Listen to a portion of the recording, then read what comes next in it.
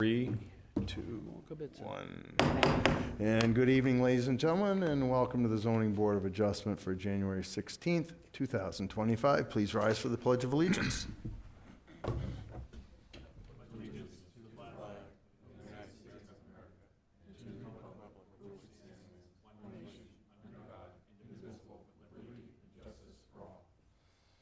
Okay, everybody, ask that you shut off your cell phones, iPhones, any gadgets that could create distraction of this short session. In the event of an emergency, please exit to the rear of the room. Don't use the elevators, and someone will assist you. And these proceedings are scheduled to terminate at 10. I think we can safely say we'll get there. Let's do some introductions all the way down my far left, please. Jason Dragani. Richard Tripp. Crystal Morin, Secretary. Lynn Perkins, Chair. Craig Corbett, Vice Chair. Donald Burgess, member. We have Code Enforcement Robert Mackey is in attendance, and our clerk Lucy Peoples as well, as she'll be taking the minutes for this short session. We'll proceed with our first case, which is the case number 25-101, submitted by attorney Patricia Panciaco, Esquire, representing the Aaron Swope, and the parcel ID number is 27108-1-Davis Court. The case in question is a request for a rehearing, and it was submitted in a timely manner and for reconsideration in that case. So we will proceed to deliberate or debate and then deliberate on that matter. And this is Attorney Panciaco's submission to the board. She approaches from 2 points that I'm picking up on. One is the finding of fact, which is a process that was implemented, I think in 2022 by the state legislature and affirmed as law. And the second is on the merits of the decisions of the board and the members who voted on this case. First, I want to address the finding of fact process. Ms. Panciaco seems to dispute whether or not that was in proper format or not. The board addresses the finding of fact as it has since this law was implemented. We note the finding of fact. We also note that the minutes that are approved by the board are additional to the finding of fact. And our attorney helped, the board's attorney helped structure that finding of fact and how we operate it. It's different for the Zoning Board of Adjustment than it is for, say, a planning board. Planning board sometimes can have 3 to 6 months to come up with a finding of fact over an evolving time period that a planning board will design a subdivision or dividing a lot or a parcel. And the zoning board, in keeping with trying to expedite decisions and not take up to 90 days to make a decision, created the process which we now follow, which our attorney helped sculpt. And I believe Ms. Panciaco in her submission is disputing that and feels that is not adequate. So that being said, just on the finding of fact, I open it up to the other 5 voting members for this case for any disputes or contradictions that I may have said or feel that I have not explained well, or dispute with Attorney Panciaco's submission. Anybody wish to open with that? Yeah, good take on the finding of fact as well, Mr. Chair. So as I reviewed, I felt that the explanation of the votes not in favor of the applicant were separate from the finding of facts in the case that were previously identified. As you mentioned, our legal counsel advised us in 2022 both the language used and where it should be introduced in our procedures. And frankly, I thought it was an offensive and gross misrepresentation from Mrs. Pansiaco of our policies and procedures by clinging to the term, the facts found in the meeting minutes, to be able to say that these were then put in place of what we used for a finding of fact. Furthermore, with that, later on within this appeal, there's her third point, there's a finding of fact that Attorney Pansiaco provided. And our board policies don't call for applicants to tell us what the finding of facts are. It's for the board to find. I did review what she submitted to us prior to the case, and I took it into, I advised against it, but as previously referenced, our counsel drafted the language that we used, and what was provided, was a copy at this point. I dismissed it out of hand, for what were in here of what I should have referenced as the finding of fact instead. Very good. Mr. Burgess? On the finding of fact? Excuse me, please. It's all right. Do you have a finding of fact? I see any conflicts with, as Ms. Pansiaco has described? Okay.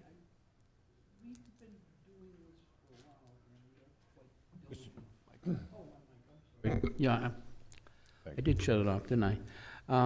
We've been quite diligent in doing the finding of facts since this has started.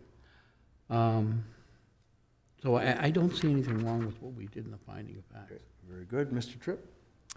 I believe that we have done due diligence to ensure that the finding of fact that we use for each of our cases is adequate to comply with the RSA, and that there's no reason for us to change it. Very good. Mrs. Moran? I agree. The finding of fact that we provide is well thought out and I feel is well done. Very good. Now to the merits of the request for rehearing. Anybody wish to open with any commentary there? I'll dive in. Corbett? So I reviewed the entire pamphlet that Attorney Pansiaco submitted to us, and just wanted to speak to a few of the points. First, speaking for myself, I did not deny, nor do I believe did, based on the opinions and recommendations of, but rather based on the burden of evidence that the town presented during the hearing. Furthermore, the November 21st hearing was a continuance of the October 17th case where the public input was provided. I think it's a bit of a misrepresentation on the first page where we referenced the 1121 picked up without allowing the applicant to speak. We picked up at deliberative, and the public is not welcome to speak during that time. So I think that was, I just don't appreciate that there. In regards to the wrong standard of review, I disagree. As I just noted, I challenged the town. However, I did accept the burden of proof as it was explained by the officials at our hearing. To say that the burden or the way that the record keepings existed at the time are now no longer, that somebody has a problem with it 70 years later, that's where I have a tough time arguing. They had a system in place. They followed their system. So therefore, I do feel the town met the burden, unfortunately for Attorney Pansiaco. And then lastly, none of the case law that was presented introduced any new information that should be taken into consideration. Okay, very good. Mr. Tripp? At the time this case was heard, I was of the opinion that the owner, at the time that the additional lots were acquired, that the intent was to consolidate the individual parcels into a single lot, and I still believe that. Okay. Any other points? No. Okay. Noting let me go over to Mr. Burgess. Mr. Burgess said in the minutes said that he felt that the information Mr. Tripp found in the documents the board has been presented, he feels there was not an involuntary merger. Anything you wish to build on there with Mr. Burgess? No, pretty much, we also discussed a 1974 deed, which had shown that the property had been combined. And based on what the town had told us, that they did not have this practice of merging properties, and if they did so, they would put it on the deed card to show that there was an involuntary merger. So based on all the facts we had, then this is why we made these things. One of the other things that bothered me about the statement was the opinion part. Every judge or judicial board gives you their opinion, each person. So Mr. Perkins didn't agree with us. We decided something else. But each individual one of us, at least in my mind, bases our opinion on the findings that we have before us and the many other cases we've had. I was on both of the 2011 and 15 cases, along with Mr. Perkins. And so we have a little bit more knowledge than most about the first two cases. And that was an intentional merger to get their case done. They were going to merge this, they never said anything about a merger. They were going to place this on this one property. One of the other things we had is the property owner before it used the whole piece of these two pieces of property, what they're saying, as one property, because they had the home on one side and a swimming pool across the road. So based on our opinion was based on the facts that we saw in all the testimony that we have heard from the town council, what we read from the planning board, what we read from the town council, what, I can't think, Elizabeth, Robidoux? Robidoux, whatever. Anyways, you know who I mean? She came and she gave us evidence based on the things that she found when she looked through all these things. So I don't think we did an opinion based on our own feelings. It was an opinion based on the facts that we had in front of us. Okay. Anything else?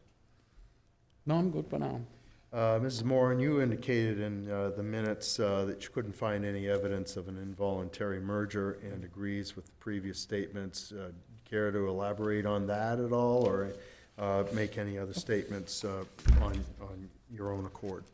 Yeah, I still feel that the town did their research. I was not involved with 2011 or 2015, so I went and found the meeting minutes just to go over to see if there was anything that I could grasp at to compare it to, and everything in it has statements that just go ahead to believe that it is one lot. So, and I also went back to the planning board meeting minutes for their case in October, I believe, and went in all of everything that they had stated. I went back to cross-examine and make sure that it was what it was. Okay. Anything else? Nope. Okay. Mr. Chairman, there's one more Mr. thing. Burgess, yep. Okay. One of the facts that we had that I don't think I mentioned in my original findings was that Mr. Tripp had found another case back in the 40s that had also been a merger. So there are at least 4 instances here that we based on that the property owner actually merged the accounts, not us, not the town, I should say. Okay, very good. Anything else from anybody here following up? No? All right. I think we've discussed this, and let's bring ourselves to the motion. Mrs. Moran, thank you. You want to go ahead and read this motion in for the record? I do, thank you.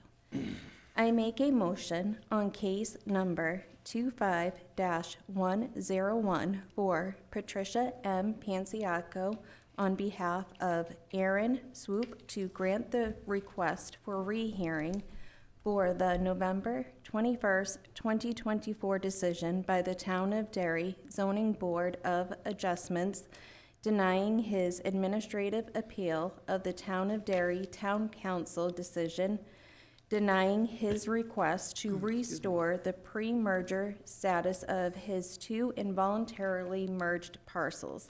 Parcel ID 27108, zoned MHDR, as presented with the following conditions. We do not have any. That concludes the reading of the motion. I need a second. I'll second that motion. Thank you. Mr. Burgess seconds the motion. In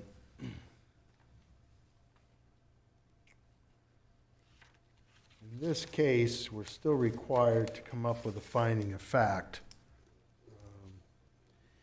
However, that needs to be, the legislature never defined that in such a case. However, apparently we are required to do so.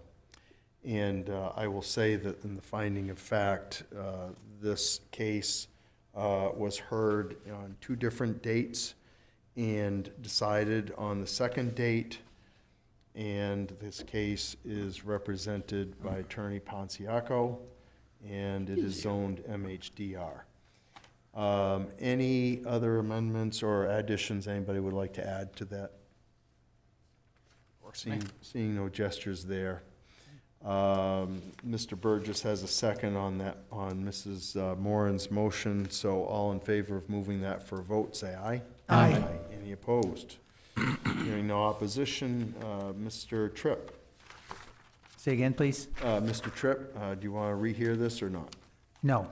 Okay. Mr. Corbett. No, I do not approve for rehearing. Mr. Burgess. Sorry, for the reasons presented. Very good. Thank you, Mr. Burgess. No, I think we beat this dead horse to death a little bit. Very good. Mrs. Moran. Chair, I also vote no. Very good. For the reasons that everyone has expressed, I think that that this case was heard in its entirety and thoroughly, so I'm going to support the noes and make that unanimous. Obviously, Mr. Swope, through his attorney, has the ability to appeal this to the next higher board or judiciary, and other than that, we appreciate your presence. Okay, thank you. Next up is approval of minutes for December 19th, 2024, the last bit of business for this board on 2024. Yay. Motion on those minutes, are we all set with them, or does anybody want to change anything? I saw no changes. I'll motion to approve as submitted. I'll make the motion to, I'll second the motion. Mr. Burgess. Corbett motions, Mr. Burgess seconds. All in favor of that motion on the minutes, say aye. Aye. Any opposed? Very good. And I think that's it for us for tonight. Ready? We didn't break a record. 7:18, I think we beat it. Expedience. Mr. Mackey has informed us that we do have one case pending for the next meeting. Okay. So I guess we'll see you all in February. Yeah, February like the 5th, I think, or the 6th, I can't remember. The year is flying by. Isn't it though? All right, I can fly right to like 60-degree weather. yeah. The what? I know that. I want warmer weather. Oh, Just whining. We'll have that in April or May or June or All right. some of the time. That being said, we can take an emotion to adjourn unless anybody I else will- has any other songs or anything they wish to add. I'll make that motion to adjourn. Very good. Mr. Burgess makes a motion. Do I have a second? I'll second it. Mrs. Moran seconds it for us to exit the room. So all in favor of adjournment, say aye. Aye. Any opposed? Hearing none, we are adjourned. Have a good night. You also.